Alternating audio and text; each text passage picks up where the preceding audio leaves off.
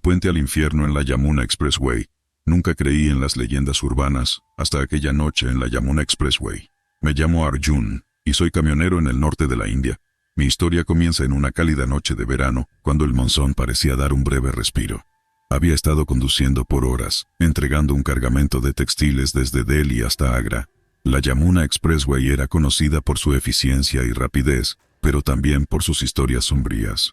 Esa noche el cielo estaba despejado y las estrellas brillaban con fuerza, algo poco común en la densa humedad postmonzónica. Mientras avanzaba, la radio comenzó a fallar. Primero pensé que era un problema de señal, pero luego un murmullo ininteligible comenzó a mezclarse con la estática. Disminuí la velocidad intentando sintonizar alguna estación clara, pero fue en vano. De repente un fuerte golpe resonó desde la parte trasera del camión. Me detuve en seco, pensando que había golpeado algo, pero al revisar, no había nada fuera de lo común.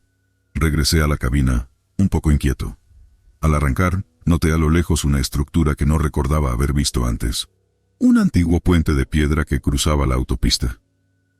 No estaba en los mapas ni lo había cruzado nunca en mis años recorriendo esta ruta. Con cierta curiosidad y temor me acerqué. A medida que lo hacía, la temperatura bajaba y un viento gélido soplaba a través de las ventanas abiertas. El puente parecía sacado de otro tiempo, con arcos góticos y figuras erosionadas en sus pilares. Al pasar por debajo, un escalofrío recorrió mi espalda. La radio emitió un grito desgarrador, seguido de un silencio absoluto. Miré a través del espejo retrovisor y lo que vi me heló la sangre. Detrás de mí, el puente ya no estaba. Aceleré, intentando alejarme de ese lugar, pero la carretera parecía no tener fin. Fue entonces cuando lo escuché, un susurro, casi imperceptible, que decía mi nombre. Arjun, Arjun. Mi corazón latía con fuerza. La carretera ahora parecía moverse, retorciéndose como una serpiente. A lo lejos, vi luces como de otro vehículo acercándose. Pensé en pedir ayuda, pero cuando las luces se acercaron, me di cuenta de que no era un vehículo lo que se aproximaba, sino algo completamente diferente. Era una procesión de figuras espectralmente iluminadas, flotando apenas por encima del asfalto. Sus rostros estaban velados, pero sus ojos brillaban con una luz azulada.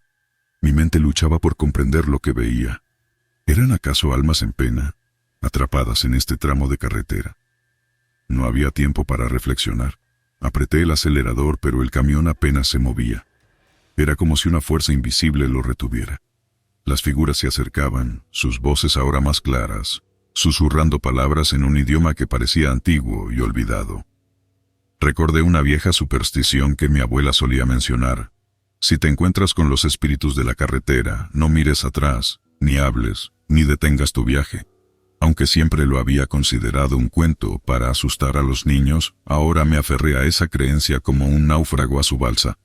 Cerré los ojos por un momento, respirando profundamente, intentando calmar el pánico que me invadía. Al abrirlos, las figuras estaban justo frente al camión, mirándome con sus ojos insondables. En un acto de desesperación, cerré los ojos de nuevo y pisé el acelerador a fondo. El camión avanzó con un tirón brusco, como si acabara de romper una barrera invisible. Al abrir los ojos, las figuras habían desaparecido y la carretera se extendía normalmente frente a mí. Mi corazón todavía latía aceleradamente, y mi mente luchaba por procesar lo que acababa de experimentar. Continué conduciendo, cada kilómetro sintiéndose como una eternidad. Finalmente, llegué a Agra, donde la normalidad de las calles y las luces de la ciudad me reconfortaron. Entregué el cargamento y decidí tomar un descanso en un pequeño hotel de carretera. No pude dormir esa noche, reviviendo una y otra vez los acontecimientos en la Yamuna Expressway. Al amanecer decidí investigar. Pregunté a varios lugareños sobre el puente y las figuras, pero nadie parecía saber de qué estaba hablando. El puente, según ellos, no existía. Decidí volver por la misma ruta a Delhi. Durante el día la autopista parecía completamente normal, sin rastro del misterioso puente o de las figuras espectrales. Sin embargo, no pude sacudirme la sensación de que algo seguía oculto, observándome desde algún lugar más allá de mi vista. Al regresar a Delhi, busqué más información sobre la Yamuna Expressway y sus leyendas. Descubrí historias de viajeros que habían experimentado fenómenos extraños, pero nada concreto que pudiera explicar mi experiencia. ¿Había sido toda una alucinación, producto del cansancio y la soledad de la carretera? No lo sé. Lo que sí sé es que nunca volveré a subestimar las historias y supersticiones de la carretera. Algo hay en esos viejos cuentos, algo antiguo y profundo que se esconde en los rincones olvidados de nuestras rutas. Y mientras conduzco ahora, siempre mantengo la vista al frente, nunca miro atrás, y nunca me detengo en aquellos tramos de carretera donde la realidad parece tambalearse en el borde de lo desconocido. En los días siguientes mi vida retomó su rutina habitual, pero los recuerdos de aquella noche en la Yamuna Expressway seguían acechándome. No podía dejar de pensar en el puente y las figuras fantasmales. Decidí que necesitaba respuestas. Comencé a visitar viejas bibliotecas y hablar con historiadores locales, buscando cualquier mención de un puente antiguo en la ruta o leyendas relacionadas. Un viejo libro en una polvorienta biblioteca de Delhi me llamó la atención. Hablaba de puentes de los muertos, antiguas estructuras que, según la leyenda, aparecían y desaparecían, sirviendo como portales a otros mundos. Intrigado, seguí investigando. Descubrí relatos de camioneros y viajeros que habían tenido experiencias similares a la mía, algunos desaparecidos sin dejar rastro. Esto me llevó a un anciano sacerdote que vivía en las afueras de Agra. Él me habló de un puente que una vez existió en la región, destruido hace siglos, pero que, según creencias locales, aún aparecía en noches sin luna. Armado con esta nueva información, decidí hacer un último viaje por la Yamuna Expressway. Esperé a una noche sin luna y conduje hacia el lugar donde había visto el puente. No sabía qué esperaba encontrar, pero algo en mi interior necesitaba verlo una vez más. La carretera estaba desierta. La oscuridad era profunda, rota solo por los faros de mi camión. Entonces, como surgido de la nada, el puente apareció nuevamente frente a mí. Esta vez, me detuve a una distancia segura, observándolo desde la cabina del camión. El puente parecía vibrar con una energía oscura. Las figuras aparecieron de nuevo, flotando hacia mí, pero esta vez estaba preparado. Saqué una pequeña estatuilla de Lord Shiva que siempre llevaba conmigo y comencé a recitar un mantra que había aprendido del sacerdote. Las figuras se detuvieron, como si el sonido del mantra las hubiera congelado en su lugar. Sentí una oleada de energía a través de mi cuerpo, y por un momento, el puente y las figuras se volvieron más sólidos, más reales. Luego, con un estallido de luz, desaparecieron. Me quedé allí, en medio de la carretera vacía, temblando por la adrenalina. Había enfrentado algo inexplicable y antiguo, y de alguna manera, había prevalecido. Regresé a Delhi al amanecer, sintiendo un peso menos sobre mis hombros. No sé si lo que hice aquella noche cambió algo o si solo fue un ritual sin sentido frente a fuerzas que no comprendemos. Pero desde entonces, nunca más vi el puente en la Yamuna Expressway.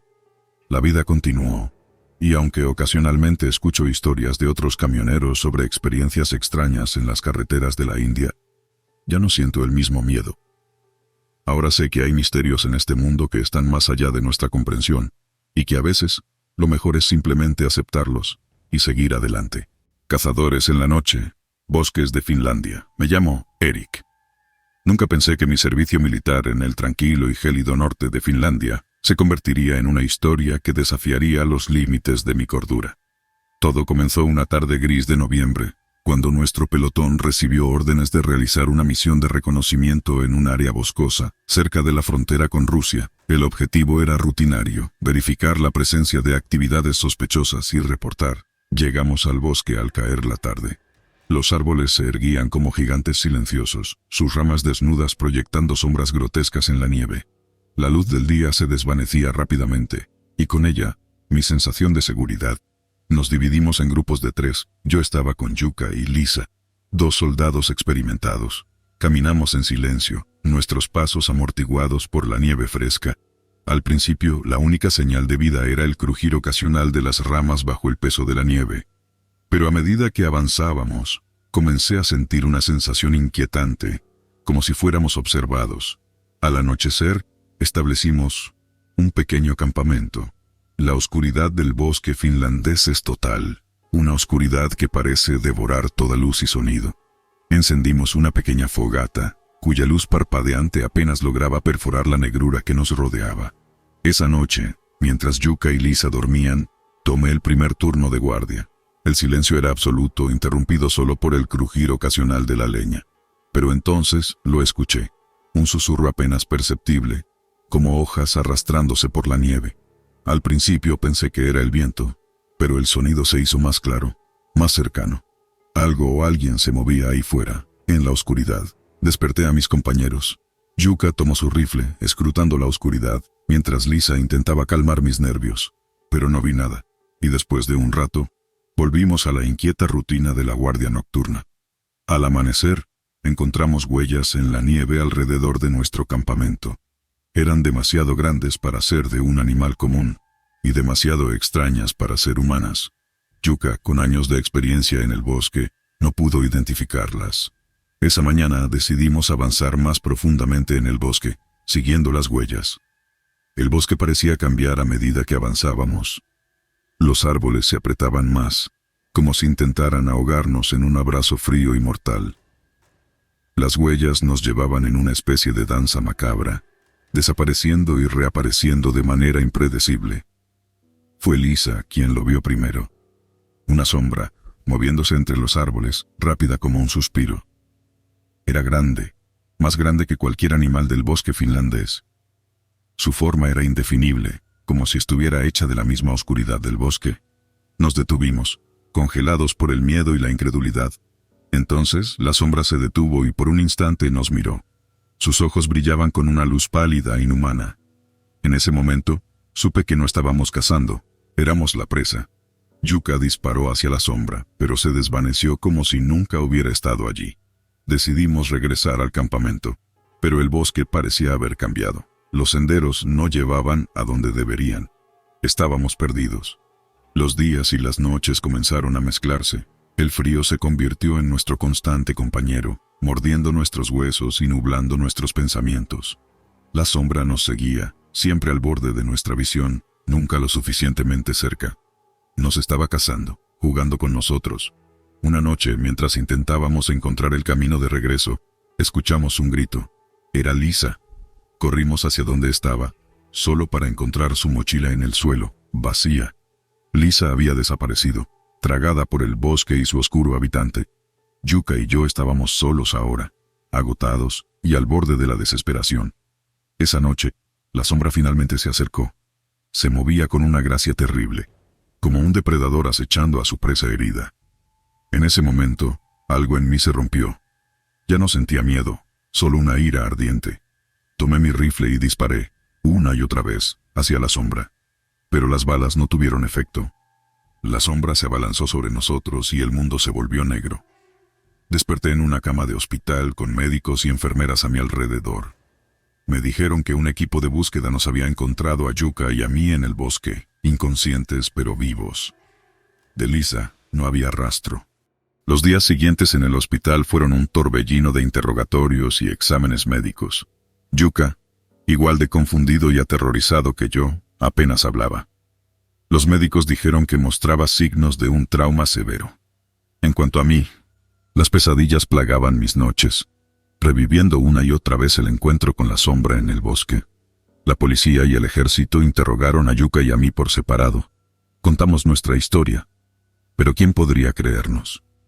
Una sombra que caza en el bosque, una soldado desaparecida sin dejar rastro, parecía el argumento de una mala película de terror, no un informe militar. Después de recibir el alta del hospital, decidí investigar por mi cuenta. Algo en ese bosque había cambiado mi vida para siempre, y necesitaba respuestas. Empecé por visitar bibliotecas, buscando leyendas locales o historias sobre el bosque. Descubrí relatos de antiguos espíritus del bosque y criaturas sombrías, pero nada concreto. Un día, mientras hojeaba un viejo libro de mitología finlandesa, una anciana se me acercó. Dijo llamarse Aino y afirmó conocer historias sobre los bosques que no estaban en los libros.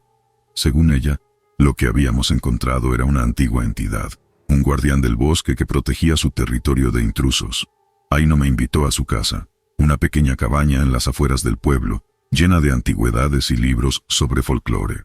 Allí me contó sobre los Metsämveki, espíritus del bosque en la mitología finlandesa. Según ella, estos espíritus podían ser protectores o vengativos, dependiendo de cómo se los tratara.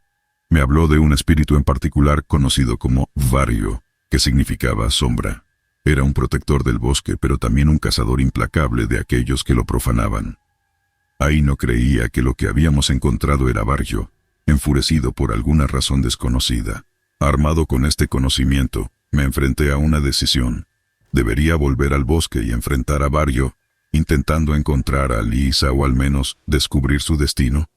La idea me aterrorizaba, pero la culpa por la desaparición de Lisa me atormentaba.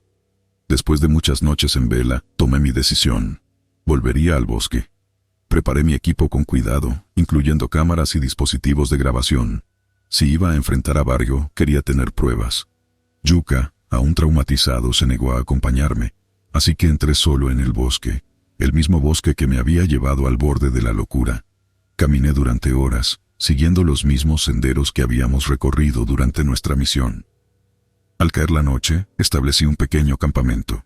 La oscuridad se cerró a mi alrededor, y con ella, el miedo y la anticipación. En la oscuridad, Barjo apareció. Era como lo recordaba, una masa de sombras con ojos brillantes. Esta vez, sin embargo, no sentí pánico, sino una determinación fría. Hablé en voz alta, explicando mi presencia, pidiendo saber el destino de Lisa. Para mi sorpresa, Barjo respondió, no con palabras, sino con imágenes que aparecieron en mi mente.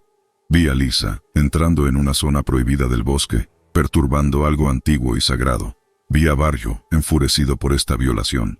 Las imágenes continuaron, mostrando a Lisa siendo absorbida por el bosque, transformándose en parte de él. Entendí entonces que Lisa no estaba muerta, sino convertida en algo diferente, algo eterno. Barjo no era un monstruo, sino un guardián, manteniendo el equilibrio del bosque. Con esta revelación, Barjo desapareció, dejándome solo en la oscuridad. Regresé al pueblo al amanecer, con un sentimiento de paz. Lisa estaba perdida para nosotros, pero seguía siendo parte del mundo, de una manera que nunca hubiera imaginado. Mi vida continuó, pero siempre llevé conmigo la experiencia en aquellos bosques de Finlandia. Aprendí a respetar los antiguos misterios de la naturaleza, y a aceptar que hay cosas más allá de nuestra comprensión. Y aunque nunca volví al bosque, a veces en mis sueños, veo a Lisa, sonriendo entre los árboles, eterna y libre.